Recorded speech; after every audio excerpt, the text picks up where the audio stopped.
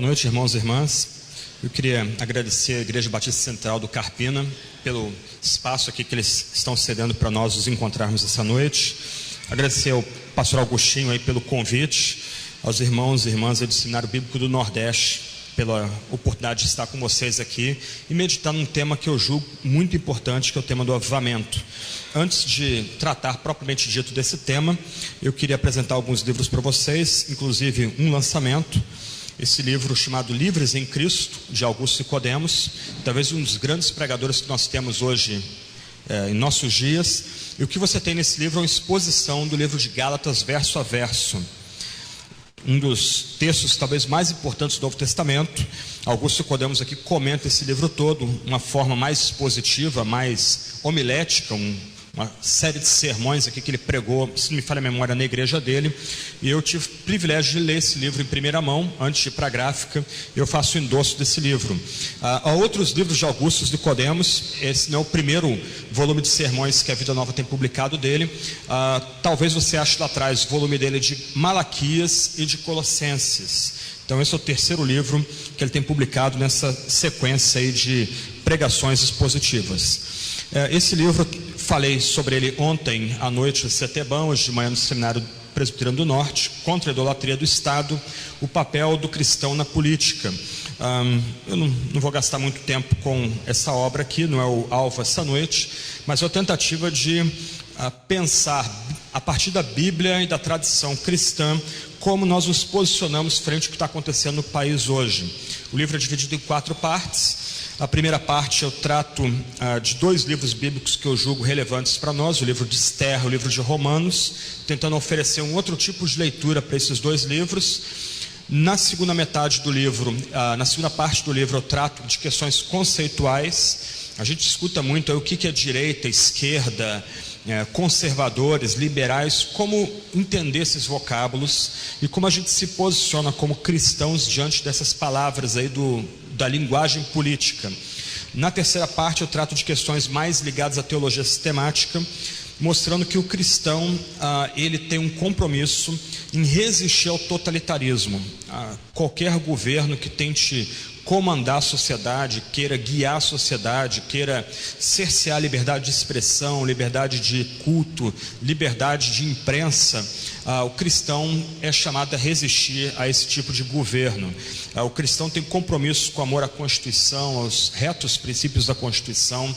O cristão ele tem um compromisso com a divisão de poderes, executivo, legislativo, judiciário. Então, essa terceira parte é dedicada a esses pontos. E no final, eu trato de questões mais práticas. Por exemplo, como o cristão lida com o aumento da violência em nossa sociedade? Será que a igreja tem uma palavra a dar ao debate quanto à violência? Como o cristão pode ajudar a minorar a espiral de violência que nós temos no país? Ano passado, segundo dados do Ministério da Saúde, 60 mil mortos no Brasil por arma de fogo, morte matada. O que a gente tem a ver com isso? E no final, um capítulo aí bem prático sobre como escolher com sabedoria um candidato a governo, prefeitura, deputado estadual, federal, senador, vereador, como o cristão pode discernir em quem ele deve votar. Então, um livro aí bem relevante, espero, para o nosso tempo. Esse livro é um livro que foi lançado já talvez 2 anos atrás, Servos de Deus. O que você tem aqui são 32 biografias de personagens importantes da história da igreja. Então, desde os pais, começando lá no 2º século depois de Cristo, até alguns escritores que morreram no final do século 20. Eu tento oferecer não só um panorama da vida desses escritores, mas destacar um ponto ali que é relevante para nós hoje. Atanásio e a defesa da encarnação de Jesus, da divindade de Jesus. Anselmo e a morte expiatória de Cristo.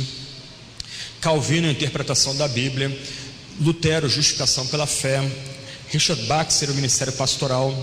William Wilberforce, o inglês, importante para a gente, a luta pela libertação dos escravos, e assim sucessivamente. Cada capítulo tem referências bibliográficas para quem quer ler mais sobre esses personagens. Eu também tentei destacar o que tem em português desses personagens para quem quiser ouvi-los de viva voz. Então, uma coletânea de biografias para nos ajudar hoje também como modelos. E por último, esse é basicamente o tema da palestra hoje à noite, Avivamento para a Igreja, um livro que foi lançado ano passado. A palestra de hoje à noite é baseada no segundo capítulo desse livro. Um livro que eu escrevi com muito carinho, muito amor. O livro de política eu escrevi primeiro para mim mesmo, para tentar entender o meu lugar no meio dos debates e crises sociais, políticas, econômicas que estamos vivendo. Esse livro reflete a minha esperança de que um avivamento pode mudar não só a igreja, santificando ou transformando, mas mudar o nosso país.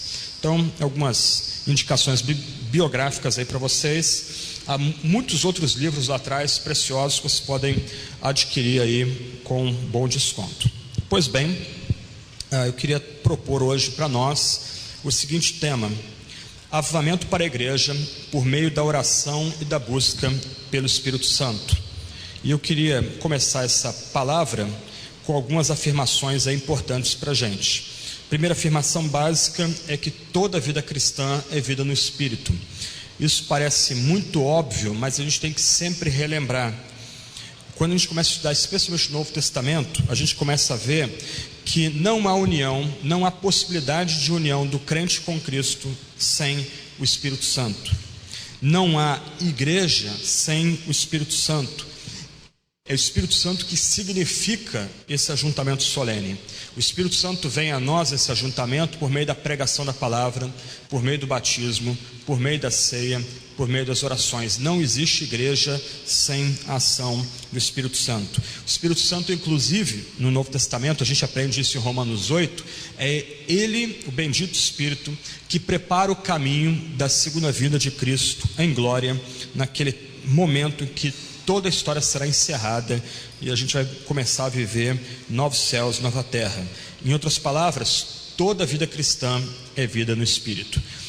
Nossa santificação, nossa perseverança, nosso arrependimento, nossa renovação de fé diária, todas essas ações que nós tomamos no nosso dia a dia são profundamente dependentes do Espírito Santo. Nós precisamos então do Santo Espírito que procede de Deus. Um ponto importante, quando a gente começa a pesquisar sobre o Espírito Santo, é que o avivamento é um tema que tem sido negligenciado pela gente. Quando eu comecei a estudar avivamento, já na década de 90, por causa das pregações do Dr. Russell Shedd, algo que me espantou é que as nossas grandes teologias sistemáticas não tinham um capítulo sobre avivamento. Mas avivamento é uma obra também do Espírito Santo. Ainda que ele seja um tema negligenciado, esquecido pela gente, avivamento é um tema importante quando a gente estuda sobre a pessoa do Espírito Santo. Se de um lado, até agora, eu mencionei de passagem obras do Espírito Santo em pessoas, avivamento é obra do Espírito Santo sobre toda a igreja. É o Espírito Santo vindo com poder sobre toda a comunidade, sobre todo ajuntamento do povo de Deus. Eu queria começar aqui dando uma definição bem simples de avivamento. Em linhas gerais, avivamento é Deus reanimando o seu povo, é Deus renovando sua aliança com o seu povo, é Deus tratando o seu povo de forma familiar e muito presente. Então, num aspecto importante, você nota que eu destaquei várias vezes a palavra povo. Avivamento, no Antigo e no Novo Testamento, é essa ação poderosa de Deus sobre todo ajuntamento, sobre toda a comunidade reunida. Você não tem na Sagrada Escritura o indivíduo sendo avivado, a pessoa sendo avivada. O que você tem na Sagrada Escritura é o Espírito Santo vindo com poder sobre todo o povo de Deus. E minha última frase aqui é tratando o povo de Deus de forma muito próxima. A ideia aqui que num tempo de avivamento, a gente não tem apenas a noção intelectual que Deus é onipresente, logo Ele está presente no nosso meio. Em tempos de avivamento, os crentes, irmãos e irmãs, eles têm a percepção, eles experimentam a presença de Deus no meio do seu povo. Alguns homens do passado que provaram avivamento, eles usam palavras até que remetem à noção tátil. As pessoas podem quase que tocar Deus, é como o ambiente estivesse saturado, encharcado de uma presença poderosa de Deus no meio do seu povo. Ok, essa é uma definição básica de avivamento. Agora eu quero ampliar. A definição ampliada é a seguinte: avivamento é um poderoso e soberano derramamento do Espírito Santo sobre a igreja local ou igreja de determinada localidade, em resposta às orações dos cristãos, transformando-a completamente por meio de uma reforma doutrinal e da santificação, e que resulta em muitas conversões simultâneas, e uma transformação radical da cultura, por meio das missões, da educação e da reforma social. A definição é grande, e eu vou tentar ir ponto a ponto com essa definição aqui.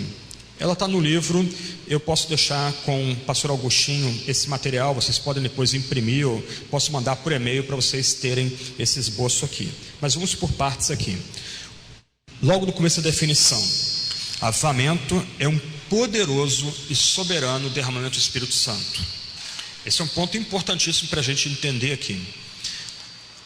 O avivamento é dado pelo próprio Espírito Santo, do jeito que Ele quer dar. O Espírito Santo soberanamente, Ele concede, Ele dá de si mesmo para a comunidade.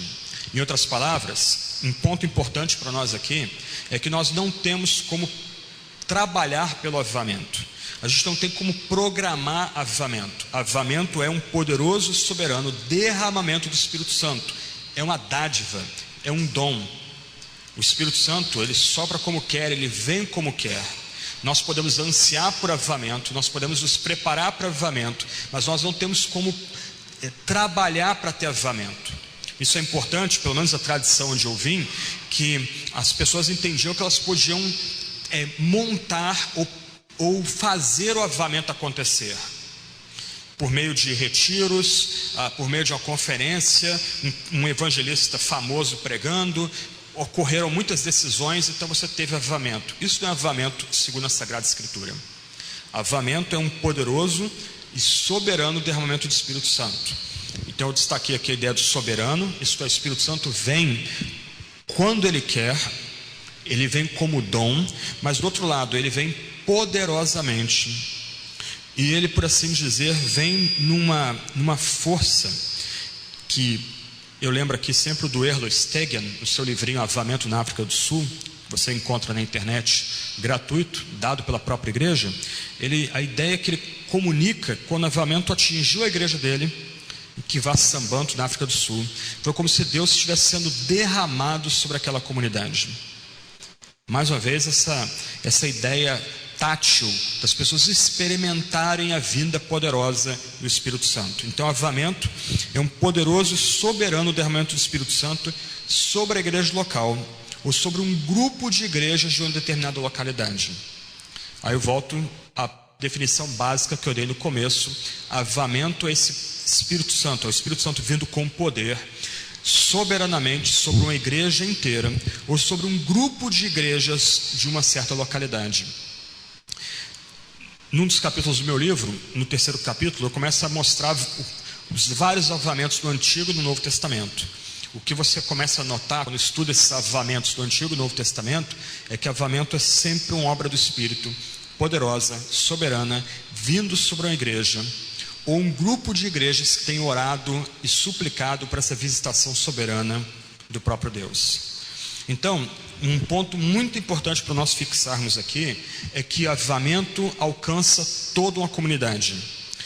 Homens e mulheres juntos, geralmente em um ambiente de culto, eles experimentam essa vinda poderosa, soberana do Espírito Santo, sendo derramado, para assim dizer, sobre essa comunidade. E agora essa comunidade é totalmente transformada, ela é moldada por essa obra do Espírito Santo. E não raro, na Sagrada Escritura e na história da igreja, algumas vezes quando o Espírito Santo vem sobre uma determinada igreja, ele começa a alcançar outras igrejas, mesmo de outras denominações. Várias comunidades sendo simultaneamente avivadas com um impacto naquela sociedade. Então o Espírito Santo vem soberanamente, poderosamente sobre uma igreja local ou sobre várias igrejas de uma determinada localidade. E aqui tem mais um ponto: em resposta às orações.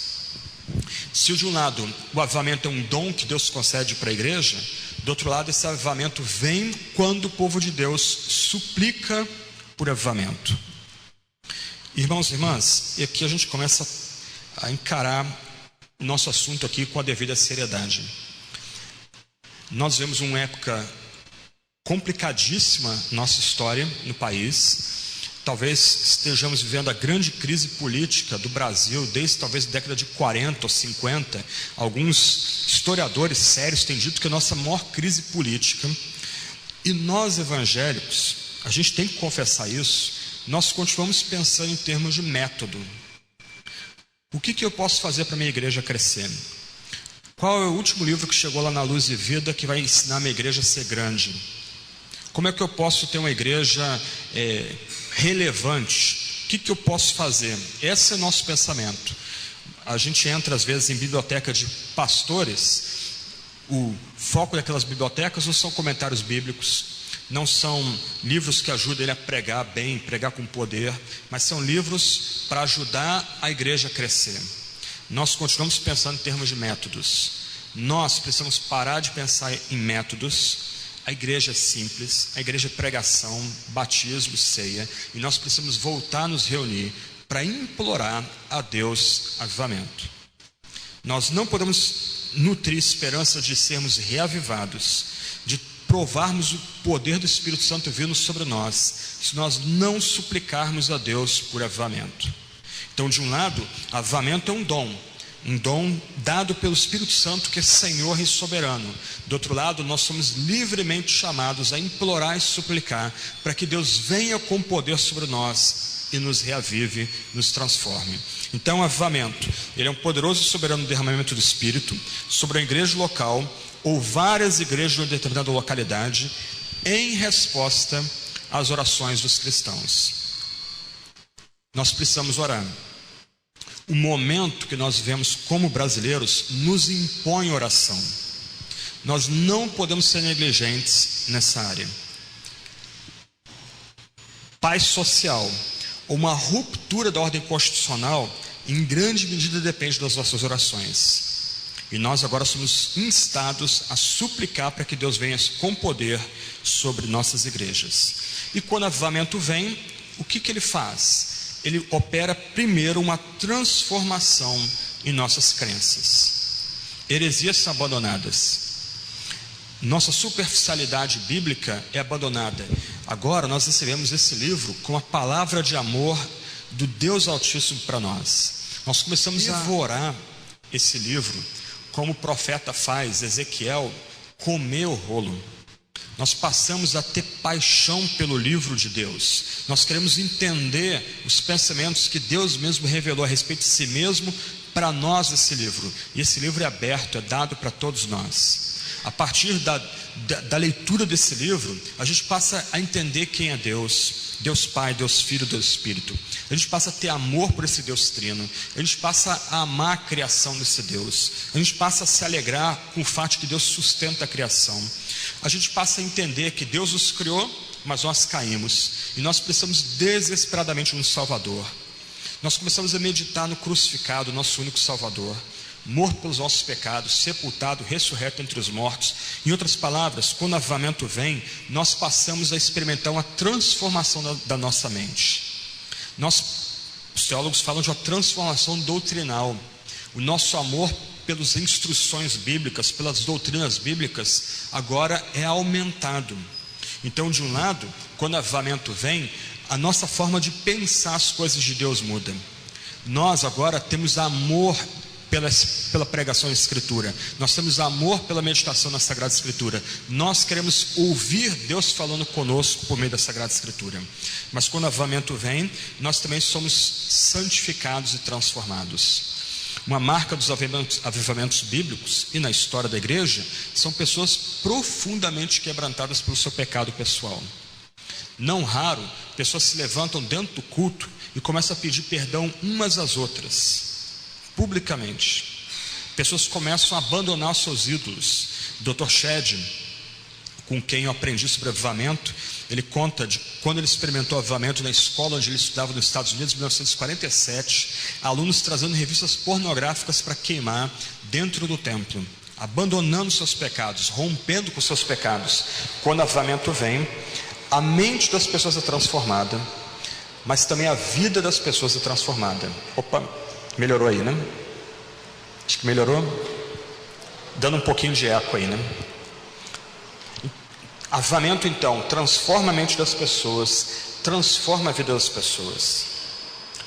Não raro, no avivamento, as pessoas não precisam dizer que são cristãs. Aqueles fora da igreja, eles percebem que nós somos cristãos porque algo moldou-nos à imagem de Jesus Cristo. Então esse derramamento poderoso do Espírito, que vem por meio da oração, transforma uma igreja ou várias igrejas de uma determinada cidade ou localidade, transforma o nosso pensamento a respeito de Deus e transforma a nossa vida na presença de Deus. E aí o que acontece também no avivamento?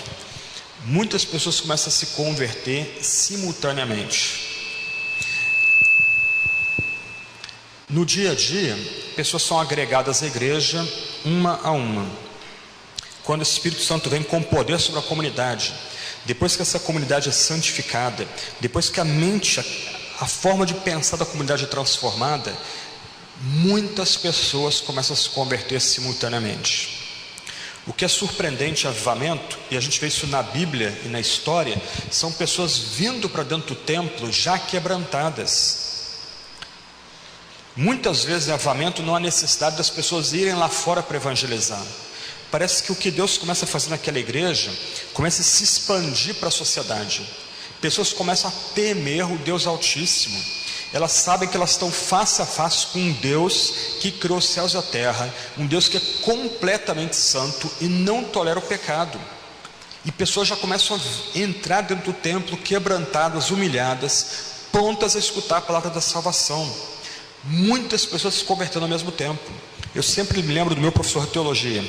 Ele era americano e ele conta da história da igreja dele, como a igreja dele em 30 dias, em um mês, saiu de um grupo de 30 pessoas para 100 pessoas, por causa do avivamento.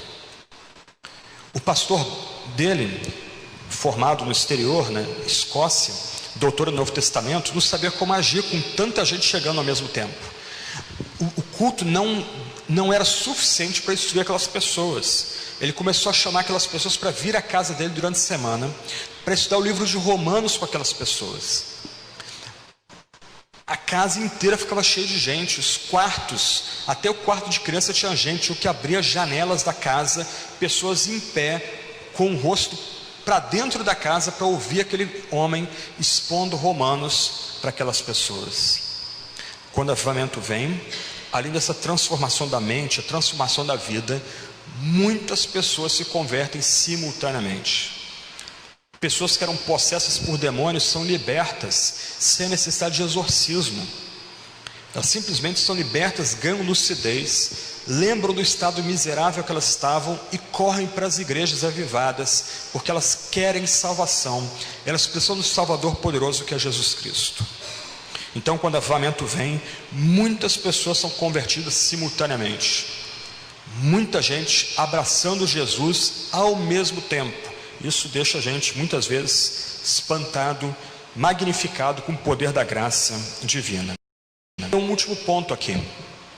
Quando a igreja é atingida por avivamento, quando ela muda a sua forma de pensar, se torna cativa de fato a Sagrada Escritura, quando o Espírito Santo começa a transformar pessoas e santificá-las, moldando as imagens de Jesus Cristo, há um impacto na cultura. A sociedade é modificada. A criminalidade começa a diminuir. As pessoas começam a valorizar o trabalho. As pessoas começam a tornar o bairro onde elas estão um lugar bonito. Há uns anos atrás, talvez uns 10 anos atrás, um avivamento atingiu uma igreja chamada Jesus Cristo Nosso General, num bairro chamado Santa Cruz, no Rio de Janeiro, um dos lugares mais pobres do Rio de Janeiro, um lugar completamente abandonado pelos poderes públicos, prefeitura, governo, etc. e tal. Pessoas muito simples, alcançadas por um avivamento. É tocante acompanhar aquele documentário. Eles montam a igreja toda bonitinha, muito simples, mas toda bonitinha, toda pintada, arrumadinha. Eles começam a escrever o nome da igreja, pintar o nome da igreja fora do templo, aí erra um pouquinho ali a metragem, apaga de novo, o irmão fala, está errado, está subindo a letra, então apagar, começar de novo. Um capricho, apreciação pela beleza. Quando a igreja foi implantada ali, no documentário, tem o pastor sozinho no templo, orando, até alguém debocha, ele está orando com um bichinho que fica, esqueci agora o nome dele, fica fazendo cigarra. Ele está orando com as cigarras ali, só ele sozinho dentro do templo de joelhos. Enquanto isso, na frente da igreja, um cadáver, um jovem foi morto pelo tráfico. Um ano depois, aquela igreja tem quase 40 membros e não tem mais tráfico na região. Acabou o tráfico na região. Os terrenos agora são valorizados, ficaram mais caros os terrenos. Mesmo os não crentes começam a pintar suas casas, a arrumar suas casas, as casas ficam mais jeitosas. Isso é avivamento. O avivamento transforma não só a igreja, mas transforma o entorno da igreja. O entorno é modificado. Mesmo incrédulos que não vão chegar à fé, eles agora passam a refrear o seu comportamento indigno, porque eles sabem que é um Deus santo, um Deus que é completamente reto, não tolera o pecado, e essas pessoas começam a refrear o seu comportamento pecaminoso, porque eles sabem que terão que dar contas a um juiz que é incorruptível. A criminalidade diminui com avivamento, a violência urbana diminui sensivelmente com o avivamento.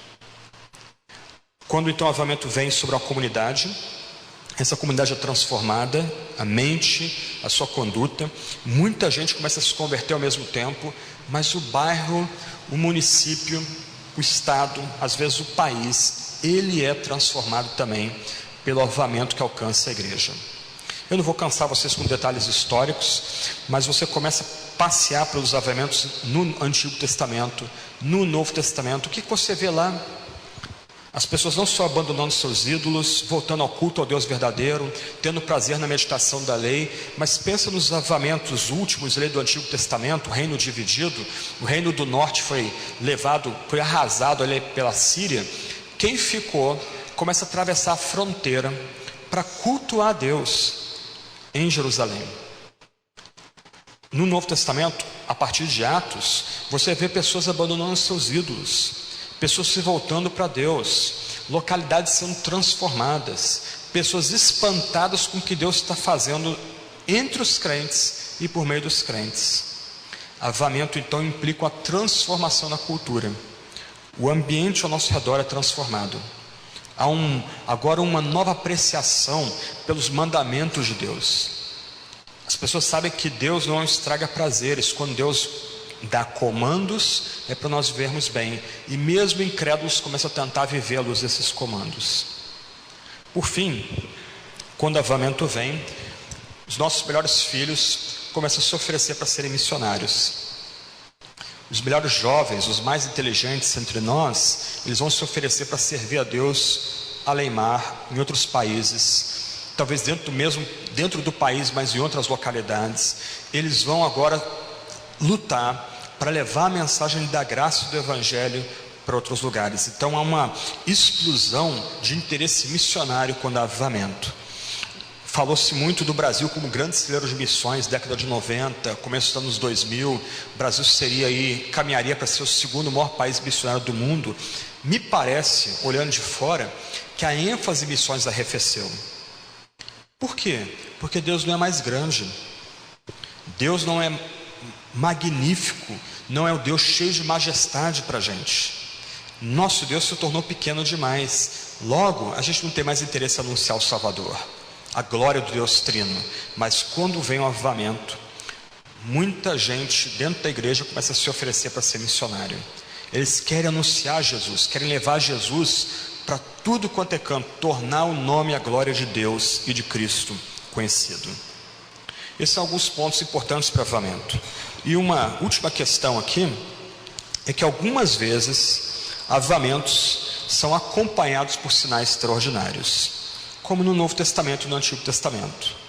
Algumas vezes alguns sinais extraordinários acontecem na igreja: curas, algum tipo de exorcismo, alguma demonstração do poder de Deus no meio da comunidade, que as pessoas entendem que a fé é mais do que adesão a ideias. A fé é a união com Deus vivo, com Deus poderoso, e esse Deus opera com poder no meio do seu povo.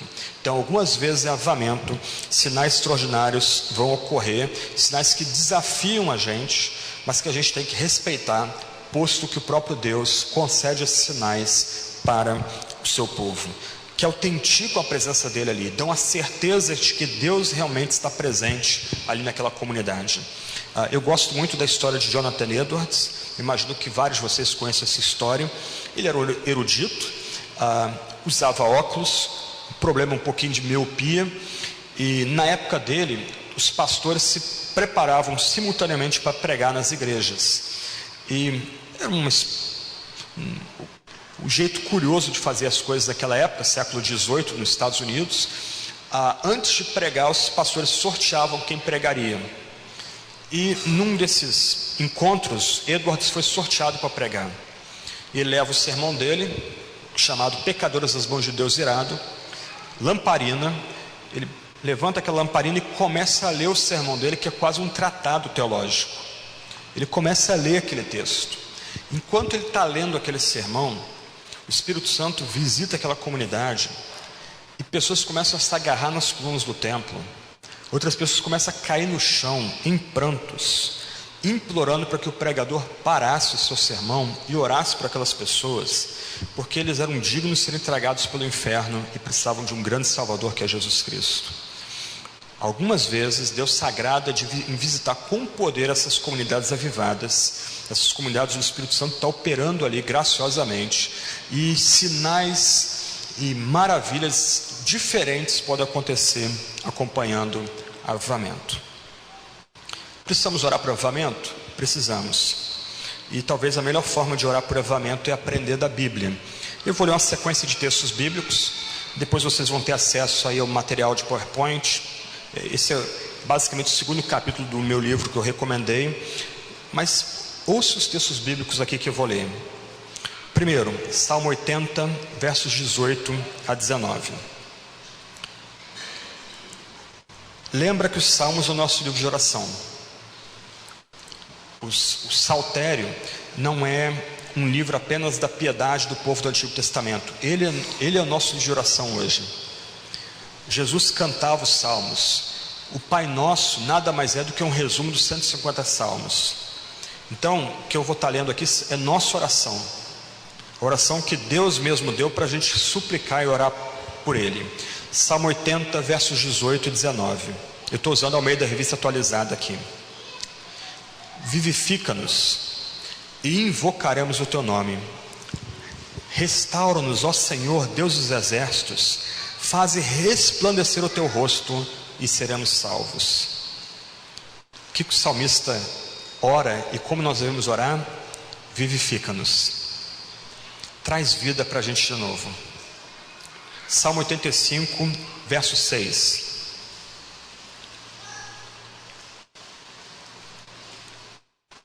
Salmo 85, verso 6. Não tornarás a vivificar-nos, para que teu povo se alegre em ti? Será que nossos cultos são alegres? Será que quando nós nos ajuntamos, as pessoas podem ver de fato alegria entre a gente? Não é riso frívolo, não é bobeira, não é um comportamento boboca, é alegria mesmo. Mesmo num tempo de convulsão como a nossa, se as pessoas lá fora não conseguem nos ver como gente alegre, contente, a gente tem que orar. Não tornarás a vivificar-nos, para que a gente se alegre em ti? Salmo 119, verso 25. E você pode manter aberto aí o Salmo 119. Olha a sequência impressionante de pedidos do salmista aí que ora. Salmo 119, 25. A minha alma está apegada ao pó, vivifica-me segundo tua palavra. Será que nossa alma está apegada ao pó? Lembra que o judeu piedoso, ele orava literalmente deitado ao chão, com a boca no pó. E ele está implorando para que Deus dê vida de novo a ele e o erga. Salmo 119, verso 37. Desvia os meus olhos de contemplar a vaidade e vivifica-me no teu caminho. Salmo 119, 40. Eis que tenho desejado os teus preceitos, vivifica-me na tua justiça. Salmo 119, verso 50. O que me consola na minha angústia é isso, que tua palavra me vivifica. Salmo 119, 88 agora. Vivifica-me segundo a tua benignidade, assim guardarei o testemunho de tua boca. Salmo 119, verso 107. Estou aflitíssimo, vivifica-me, ó Senhor, segundo a tua palavra. Salmo 119, 149.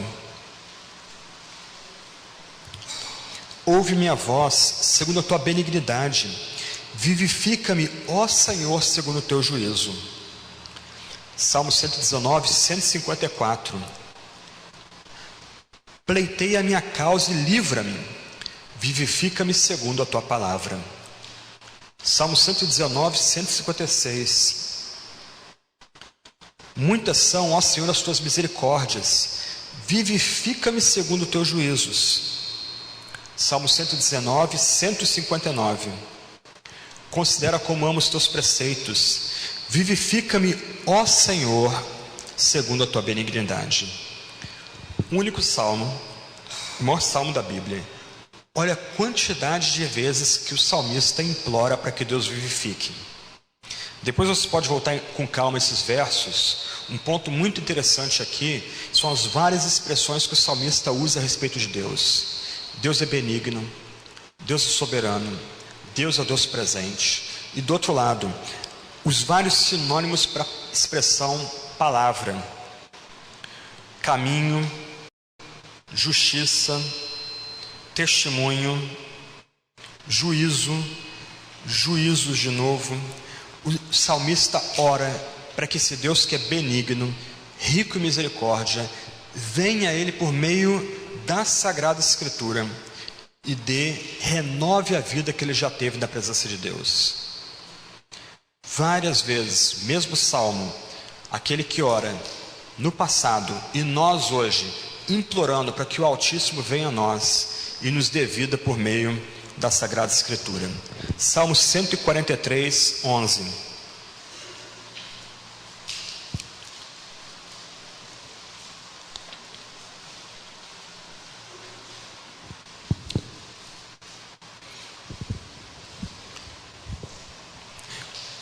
Salmo 143, 11. Vivifica-me, ó Senhor, por amor do teu nome, por amor da tua justiça, tira a minha alma da angústia. Como igreja, estamos angustiados, estamos pasmos com o que acontece na nossa nação. Igrejas sendo usadas para lavar dinheiro de corrupção, isso choca a gente. Vivifica-me, ó Senhor, por amor do teu nome, para que o nome de Deus volte a ser magnificado por meio de nós nessa terra. Só que não é só o salmista que ora por avivamento do Antigo Testamento. Vamos lá para Abacuque, um livro pequenininho, um dos grandes livros, um pequeno, grande livro do Antigo Testamento. Abacuque 3, 2. Só para você entender o contexto, no capítulo 1, o profeta briga com Deus. Ele está indignado com o péssimo comportamento do povo da aliança, e ele pergunta quanto tempo mais Deus vai esperar para agir entre o povo da aliança. E Deus diz que ele vai agir. E Deus diz que vai trazer os caldeus, os babilônicos, para disciplinar os pecados do povo da aliança. Abacuque ficou horrorizado. Ele não consegue entender como um Deus santo pode usar uma nação má para disciplinar o povo da aliança, o povo de Judá. E Abacuque continua lutando com Deus e fazendo uma série de perguntas para Deus. Deus responde a ele que vai usar a Babilônia, mas vai disciplinar o pecado da Babilônia. O justo vai viver pela fé. E aí, quando Abacuque entende esse ponto, o justo viverá pela fé, ele começa a salmodiar na presença de Deus. E o capítulo 3 de Abacuque é um salmo inteiro. Mas olha como é que ele começa essa oração de louvor. Ouvi, Senhor, a tua palavra e temi. Aviva, ó Senhor, a tua obra no meio dos anos. No meio dos anos faze-a conhecida. Na tua ira lembra-te da misericórdia. Irmãos e irmãs, o que acontece no nosso país é juízo de Deus. Nós somos um país continental, cheio de riqueza. O nosso povo, quando quer, é trabalhador, é operoso. Ele mantém o bom humor no meio de tanta bagunça. Como explicar o que nós estamos vendo em nossa nação? Corrupção desenfreada, violência sem controle. Nós somos impotentes ante a violência, e a violência atinge o país de ponta a ponta. E aí, como é que a gente ora? Na tua ira, lembra-te da misericórdia. Deus, renova a tua obra em nosso meio, aviva a tua obra em nosso meio. É assim que a gente tem que orar. Aqui agora.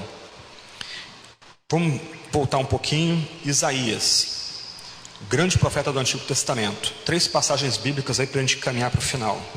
Isaías 57, verso 15. Isaías 57, verso 15. Lembra? Avamento é um dom que o Espírito Santo concede para a igreja. Avamento é Deus, Espírito Santo, dando-se de si mesmo com poder para a igreja. Quando a igreja suplica, quando a igreja ora, não é quando a igreja trabalha, mas quando a igreja implora, Deus vem com poder. Olha o que o profeta diz aí, Isaías 57, verso 15.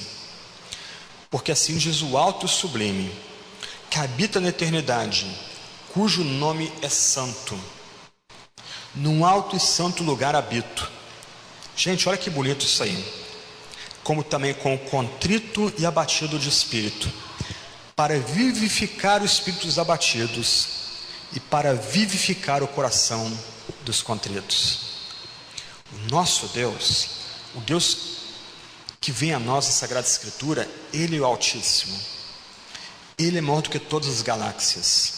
O universo inteiro não é nada na presença desse Deus.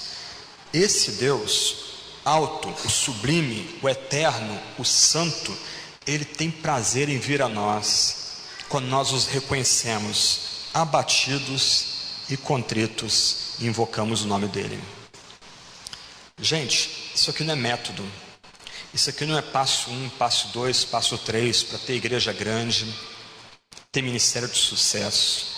Isso aqui é algo que está ao alcance de todos nós aqui, quando nos colocamos diante desse Deus Todo-Poderoso, majestoso, Pai, Filho, Espírito, e a gente levanta as mãos para Ele e diz: Senhor, olha o nosso estado, olha o que nós somos hoje. Nós somos piada para a nação. As pessoas lá fora riem da gente, debocham da gente. Eles veem como nossos outros irmãos e irmãs por aí têm feito pouco do teu nome. Senhor, volta-te para nós, vem para nós. Nós somos abatidos, nós somos contritos, vivifica-nos. Mais 2 passagens bíblicas de Isaías. Isaías 63, versos 15 a 17. Como a gente responde a Deus agora? O que a gente comunica a Deus, tendo ouvido a liberdade que a gente tem de implorar avivamento? Isaías 63, versos 15 a 17. Atenta do céu e olha da tua santa e gloriosa habitação. Onde estão o teu zelo e tuas obras poderosas? É isso que a gente tem que falar para Deus. Onde estão o teu zelo e tuas obras poderosas? A ternura do teu coração e as tuas misericórdias se detêm para comigo. O profeta está dizendo, e nós com ele, que a gente não tem mais experimentado o inclinar de Deus em graça para a gente, as obras de misericórdia de Deus em nosso meio. Mas olha como o profeta continua orando.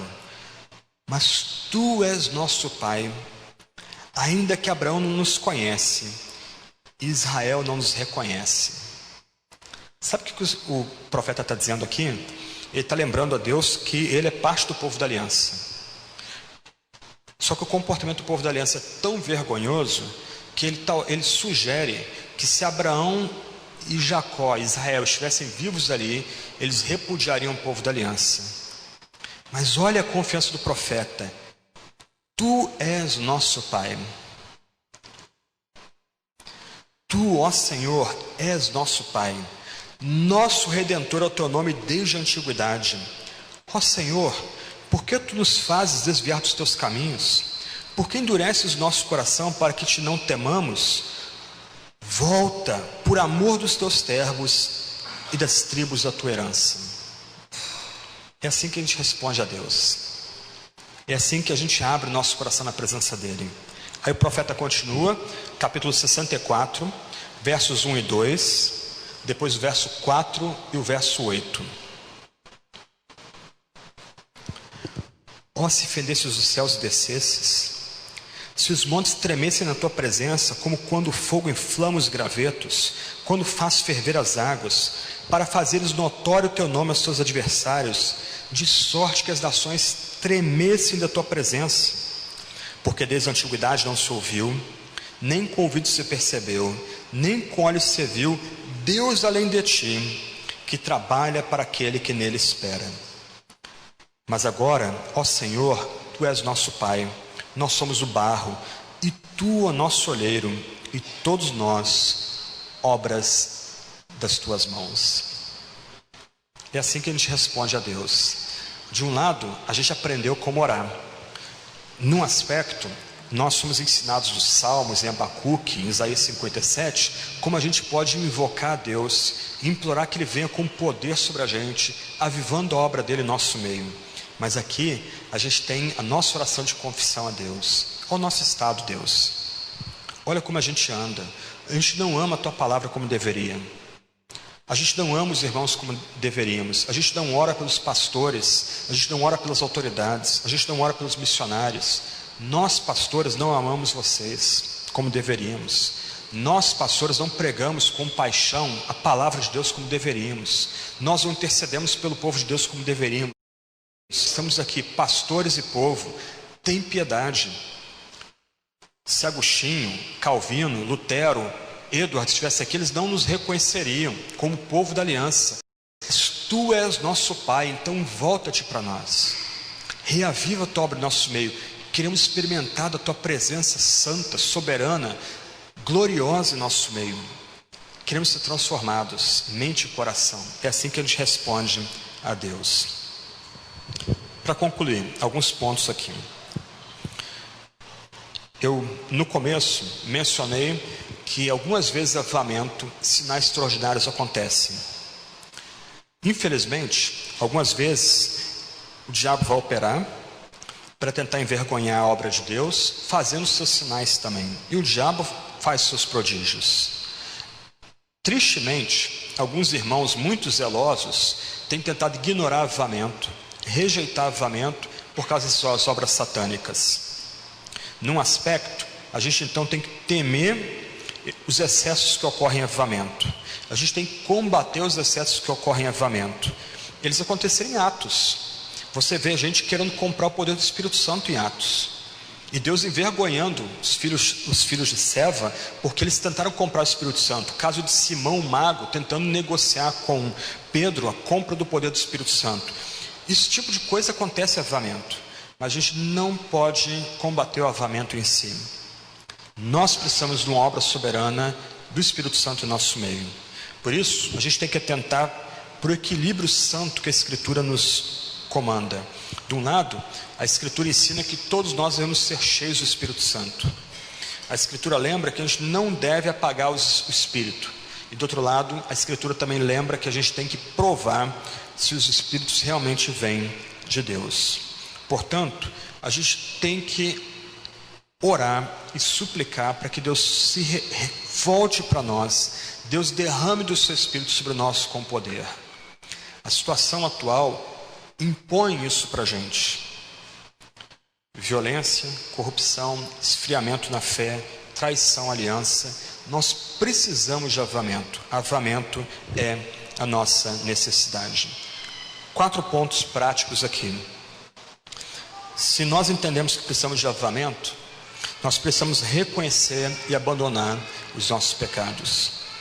O avivamento vem por meio do Espírito Santo, pelo Espírito de santidade. Como nós podemos almejar que o Espírito Santo venha a nós com poder se nós guardamos pecados em nosso meio? Toleramos pecado em nosso meio. Nós temos aqueles pecados nossos de estimação que a gente não abre mão deles por nada.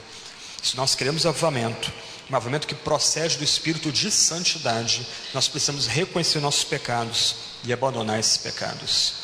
Aqueles com os quais nós temos errado e pecado, nós precisamos procurar essas pessoas e fazer restituição a elas.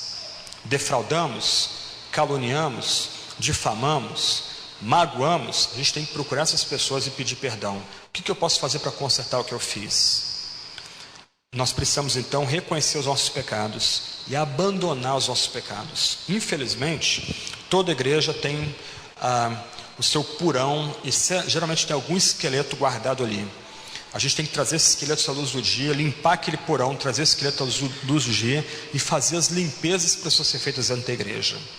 Nós precisamos reconhecer nossos pecados, nossas iniquidades, nossas transgressões, para que Deus venha com poder sobre nós.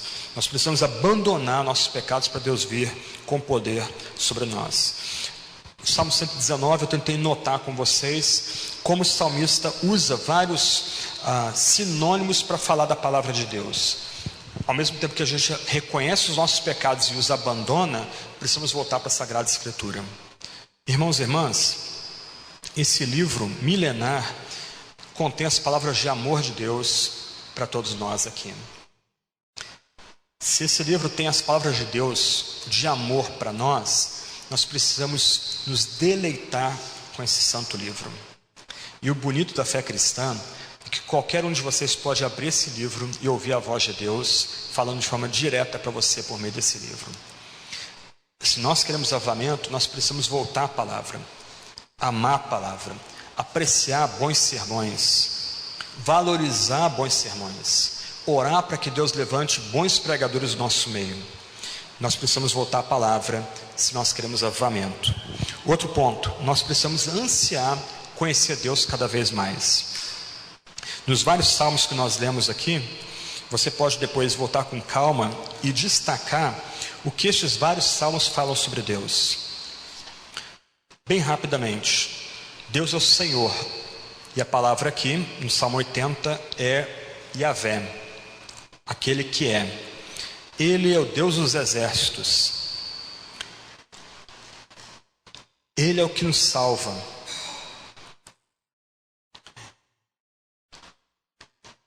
Ele nos consola. Ele é benigno.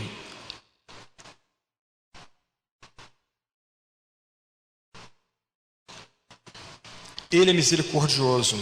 De novo aparece aqui, ele é benigno. Ele é o Deus de amor. É o Deus de ira. Ele é o alto, ele é o sublime, ele é o eterno, ele é o santo. Ele é aquele que faz obras poderosas. Ele tem um coração terno. Ele é nosso Pai.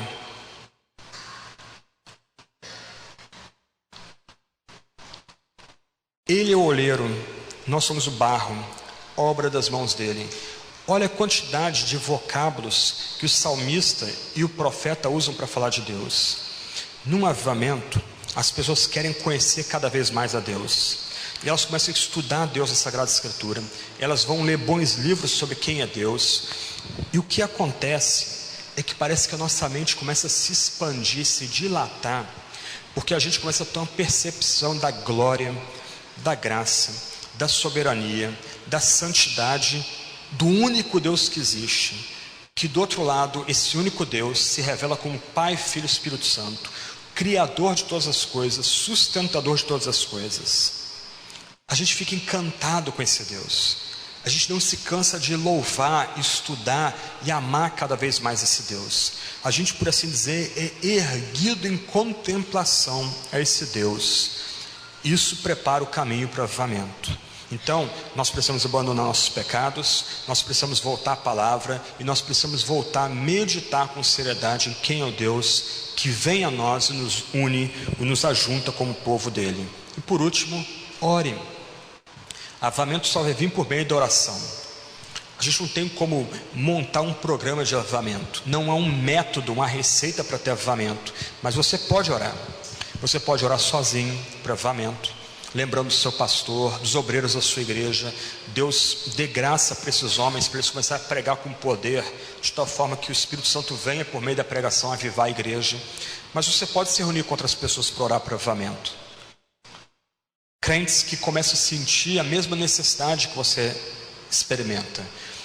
Você pode se reunir no ambiente de trabalho, numa praça, para ter um momento ali de 10, 15 minutos de oração para avivamento. Pode-se criar um ambiente dentro da igreja, um momento de oração, talvez o culto principal, onde as pessoas possam pedir perdão pelos pecados, ter um momento de confissão de pecados e também suplicar para que o Espírito Santo venha com poder naquela igreja. Ore com outras pessoas e que toda a igreja se junte para orar. O culto público é muito importante. Na tradição de onde eu venho, na liturgia do domingo, você começa com adoração, canta-se músicas adorando a Deus, lê-se passagens bíblicas adorando a Deus, mas imediatamente tem um tempo de oração de confissão de pecados. Um momento que as pessoas possam ficar quietinhas, 2, 3 minutos, para trazer à memória, por meio do Espírito, os pecados que eles têm cometido. Suplicar perdão e chamar um diácono, um presbítero, um pastor mais velho para orar, para que Deus perdoe os seus pecados e os pecados de toda a comunidade, os pecados do país. Nós precisamos orar. Nossa necessidade hoje é avivamento. Eu tenho escrito sobre política, tentado participar dos debates da nossa nação, tentado de alguma forma guiar minha comunidade, os alunos do seminário que eu dirijo, mas em última instância, o que vai mudar a nossa nação é Deus reavivando a igreja. E eu termino com uma palavra de alento aqui. Pode parecer não, mas é alento. Quando a gente estuda a história dos avivamentos, o que a gente descobre é que no nosso país nunca teve avivamento como outros países lá fora. Eu tenho ouvido de igrejas locais, norte a sul, sendo avivadas, mas nós nunca experimentamos avivamento como nos Estados Unidos. Avivamento varreu o país inteiro. Na Inglaterra, Escócia, País de Gales, Holanda, Suíça, Alemanha, África do Sul, Coreia, onde o avivamento tocava as igrejas do país todo. Nossa esperança é que se nós perseverarmos em oração por avivamento, Deus vai nos dar avivamento.